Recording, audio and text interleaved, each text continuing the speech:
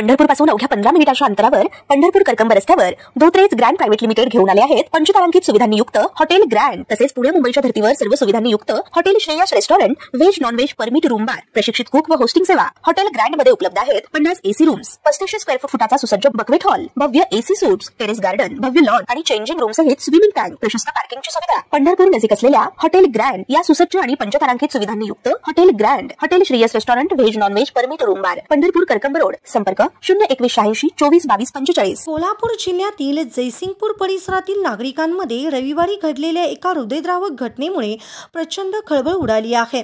उदगाव तालुका शिरोळ येथे कृष्णा नदीच्या पात्रालगत असलेल्या पाणी पुरवठ्याच्या जॅकवेल जवळ लखन सुरेश घावट उर्फ बागडी वय वर्ष 35 राहणार मच्छी मार्केट परिसर जयसिंगपूर याचा मित्राकडूनच डोक्यावर दगडाने ठेचून खून करण्यात आला।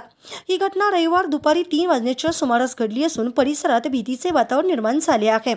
लखन घावट आपल्या मुलाच्या वाढदिवसाचा आनंद साजरा करण्यासाठी 6 मित्रांसह उदगाव येथील जॅकवेल परिसरात गेला होता। पार्टी दरम्यान झालेल्या किरकोळ वादाने आनंदी वातावरणाचे रूपांतर भीषण हाणामारीत झाले। वादात एका मित्राने लखन यांच्या डोक्यावर मोठा दगड फेकला। लखन गंभीर जखमी झाले असल्याने तात्काळ त्यांना सांगली सिव्हिल हॉस्पिटलमध्ये दाखल करण्यात आले, मात्र प्रकृती गंभीर असल्याने पुढे खाजगी रुग्णालयात हलवण्यात आले। उपचारादरम्यान त्यांचा मृत्यू झाला। घटनेची माहिती मिळताच जयसिंगपूर पोलीस ठाण्याचे अधिकारी आणि कर्मचारी उदगावच्या जॅकवेल परिसरात पोहोचले आणि तात्काळ तपास सुरू केला।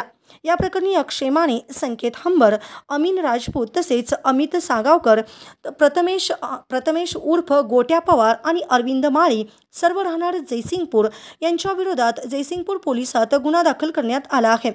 घटनेनंतर सर्व मित्र पसार झाले होते, मात्र रात्री उशिरा चौघांना ताब्यात घेण्यात आले।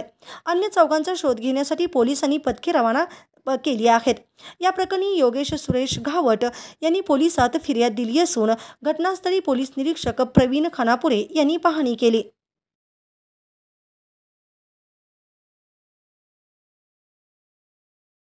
ताज्या घडामोडी पाहण्यासाठी आमच्या YouTube चॅनलवरील PVR म्हणजेच पंढरी वार्ता या न्यूजला सबस्क्राइब करा आणि शेजारील बेल आयकॉनवर क्लिक करा।